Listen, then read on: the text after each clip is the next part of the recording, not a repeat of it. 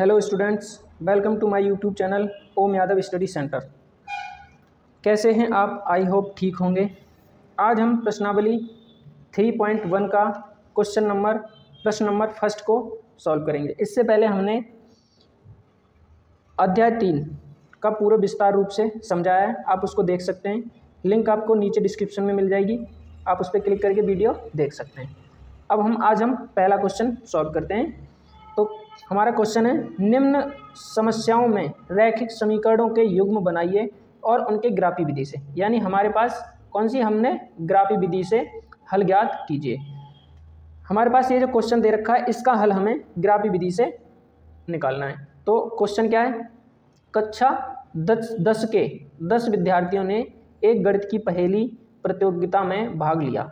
यदि लड़कियों की संख्या लड़कों की संख्या से 4 अधिक हो तो प्रतियोगिता में भाग लिए लड़कों और लड़कियों की संख्या ज्ञात कीजिए।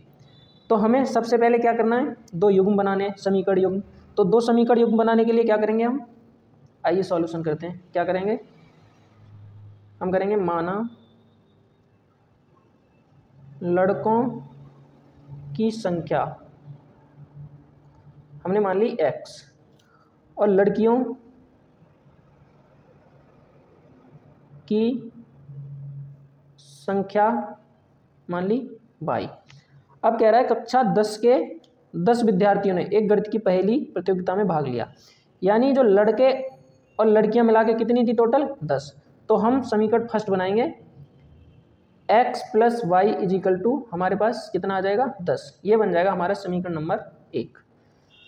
अब दूसरा क्या कह रहा है, यदि लड़कियों की संख्या लड़कों की संख्या से 4 अधिक हो तो प्रतियोगिता में भाग लिए लड़कों और लड़कियों की संख्या ज्ञात कीजिए।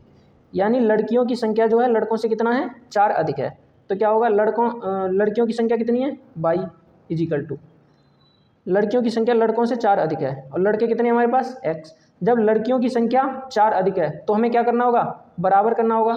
चाहो तो y लड़कियों की संख्या में से 4 माइनस करेंगे या फिर हम 4 इसमें लड़कों की संख्या में जोड़ देंगे। तो क्या होगा, ये दोनों बराबर हो जाएंगे। अब ये बन गया हमारे पास समीकरण नंबर 2। ठीक, अब हम क्या करेंगे, अब हमारे पास x plus y is equal to 10 है, इसमें से हम x और y के मान निकालेंगे। तो x और y का मान निकालेंगे तो सबसे पहले हम क्या करेंगे, एक बॉक्स बनाएंगे। ये हमने बना लिया एक बॉक्स जिसमें हमने 3 लाइन ले ली। ठीक, यहाँ पे x लिख लिया और यहाँ लिख लिया y। अब यहाँ लिखेंगे समीकरण 1 से, और समीकरण क्या है हमारा, एक x plus y is equal to 10। अब हमें x का कोई ऐसा मान रखना है इसमें जिससे पूर्ण संख्या बने, यानी फ्रैक्शन में वैल्यू नहीं आनी चाहिए। अब x का कुछ भी मान रख लो, तो हम x इज इक्वल टू 5 रख लेते हैं। 5 रखने पर तो x का वैल्यू अगर 5 रखेंगे तो 5 plus y is equal to कितना हो जाएगा 10। तो y का मान कितना हो जाएगा 10 माइनस 5, यानी y इज इक्वल टू कितना आ जाएगा 5। हमने x का मान 5 रखा, x का मान कितना रखा 5, तो y का मान कितना निकल के आया 5। अब हम एक बार y का मान रखेंगे।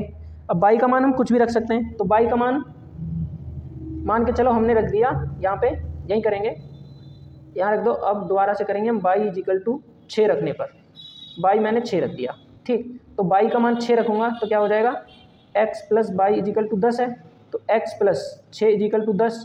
तो x बराबर कितना आ जाएगा, 6 इधर जाएगा, 10 में से माइनस हो जाएगा, 10 माइनस 6, तो x की वैल्यू कितनी आ जाएगी 4। यानी y का मान 6 रखा तो x की वैल्यू कितनी निकल के आई 4।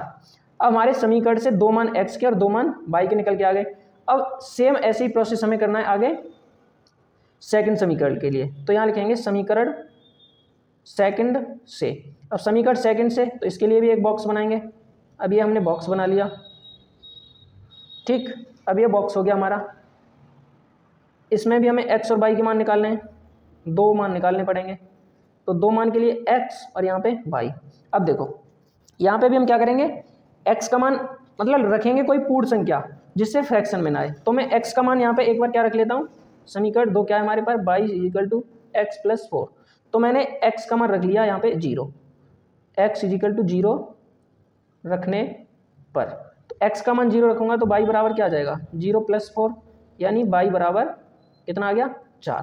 x का मान 0 रखा, y का मान कितना आ गया 4। ठीक, अब यहीं पे मुझे एक बार और y इजिकल टू में कुछ रखूँगा, तो y इजिकल टू मान के चलो मैंने रख लिया 6, तो y का मान 6 रखने पर तो y का मान 6 रखूँगा तो क्या हो जाएगा 6 इजिकल टू x प्लस 4, यानी x बराबर कितना आ जाएगा 6 माइनस के 4, x की वैल्यू कितनी आ जाएगी 2 निकल के आ गई। यानी जब y का मान कितना रखा 6 तो x की वैल्यू कितनी निकल के आई 2। अब हमारे पास समीकरण 1 से भी x और y के दो मान आ गए और समीकरण 2 से भी x और y के दो मान आ गए। अब हमको क्या करना है, ये x और y के मानों को इन समीकरणों को ग्राफ पे दर्शाना है। तो हम ग्राफ लेते हैं। अब ये है हमारे पास ग्राफ, तो ग्राफ में हमें देखना है। अब देखो ग्राफ कह रहा है हमारा x बराबर कितना है हमारा, x बराबर 5 यानी पॉजिटिव में, तो x 5 हमें पॉजिटिव में लेना है। तो x पॉजिटिव में किधर जाएगा, x एक्सिस ये है हमारा ग्राफ में और y एक्सिस ये, इधर प्लस की संख्या है इधर माइनस की संख्या। तो x बराबर 5 यानी x की वैल्यू 5 कहाँ पे जाएगा, ये पॉइंट बन गया हमारा। ठीक, अब y का मान कितना है इसमें, y का मान भी पॉजिटिव में कितना है 5, तो y का मान भी पॉजिटिव में, तो ये पॉइंट इधर यहाँ बन गया एक, यानी x का मान पॉजिटिव y का मान पॉजिटिव। दूसरा क्या कह रहा है, x का मान कितना है 4, x का मान कितना है 4, y का मान कितना है 6, y का मान कितना है 6, तो यहाँ पे बन गया। ठीक, अब देखो अब समीकरण सेकंड में क्या है, x का मान कितना है 0, तो ये तो यहीं रहेगा 0 पे ही, और y का मान कितना है 4 प्लस में, तो 4 कहाँ पे आएगा, ये आ गया हमारे पास ऊपर आ गया 4। ठीक, अब x का मान कितना है 2, किस पे पॉजिटिव में 2, और y का मान कितना है 6, किस में पॉजिटिव में 6। अब देखिए हमने निकाला यहाँ पे x का 5 और y का 5, तो अब हम क्या करेंगे, x का 5 और y का 5 ये हम देखेंगे, यहाँ से इधर को चलेंगे ऐसे और यहाँ से इधर ऊपर जाएंगे, तो हमारे पास एक पॉइंट आएगा जैसे ये, इस पॉइंट पे जाके क्या मिलेंगे, ये दोनों मिलेंगे, यानी इधर से y का 5 और इधर से x का 5, ये दोनों इस पॉइंट पे मिल रहा है। ऐसे ही x का 4 और y का 6, x का 4 ये है, y का 6 ये है, तो हम यहाँ से चलेंगे, इधर से यहाँ से चलेंगे तो हमारे पास यहाँ आएगा, और इधर से जब चलेंगे तो यहाँ पे ये पॉइंट आ गया एक हमारे पास। अब देखो सेकंड समीकरण का है x का मान 0, तो x तो 0 ये है, और y 4 क्या था हमारे पास, y 4 ये था, तो ये तो यहीं रहेगा। ठीक है, ये तो एक ही लाइन पे रहेगा। अब x का मान 2, x का मान 2 ये है, और y का कितना है 6, तो यहाँ से जब हम चलेंगे ऐसे तो ये यहाँ पे जाके यानी ये पॉइंट बनेगा, और यहाँ से इधर। अब क्या करेंगे, हम इन लाइन को पॉइंट को मिलाएंगे, तो मिलाते हैं, आइए देखते हैं कैसे मिलाएंगे। इसके लिए हम स्केल लेते हैं, और यहाँ से एक पॉइंट ये था, तो ये लाइन मैंने ऐसे ड्रॉ कर दी एक। ठीक, जो इन दोनों को पॉइंटों को काटे, और एक लाइन में क्या करूँगा, इधर से ड्रॉ करूँगा जो इन दोनों पॉइंट को काटेगा।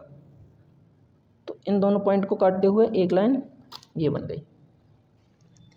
अब देखिए हमारे पास ये लाइन बन गई, इसका एक पॉइंट आया यहाँ पे।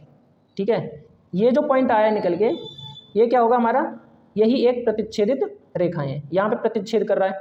अब ये जो पॉइंट आया ये 0.4 इसके बिंदु हैं, और ये जो था ये x का मान कितना था 2, यानी 2,6 पहला x का मान होता है, और दूसरा जो होता है y का मान।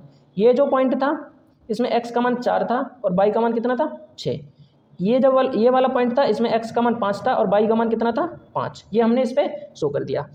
अब जब हम इसको ऐसे आगे ये चलेगा, ठीक है, ये वाली लाइन हम आगे बढ़ाएंगे, तो इधर ये कहीं जाके यहाँ पे कितना आएगा, यहाँ पे 7 होगा, यहाँ पे 7 होगा, क्योंकि इसके और इसके बीच की दूरी समान है, तो इसके बीच की दूरी समान होगी, तो ये ग्राफ पे यहाँ पे जाके 7 होगा। और यहाँ पे ये ऐसे हम एक लाइन डालेंगे इस पर ऐसे करके, तो ये हमारा आएगा 3 पे। तो x का मान यहाँ कितना आ जाएगा 3, और y का मान कितना आ जाएगा 7। यानी हमारा जो ये ग्राफ बनेगा, तो यहाँ जो प्रतिच्छेद करेंगे वो x का मान 3 और y का मान 7। तो यहाँ पे जो लड़कों की संख्या थी, लड़कों की संख्या क्या मानी थी हमने, लड़कों की संख्या मानी थी x, तो x का मान जो लड़कों की संख्या थी वो कितनी निकल के आएगी 3, और लड़कियों की संख्या कितनी मानी थी y, तो वो निकल के आएगी 7। यही हमारे इस आंसर का सॉल्यूशन है, और ये हमने आपको ग्राफ पे करके दिखा दिया है। आशा करता हूँ आपको वीडियो पसंद आई होगी। अगर वीडियो पसंद आई तो वीडियो को लाइक करें और चैनल को सब्सक्राइब करें। वीडियो देखने के लिए धन्यवाद।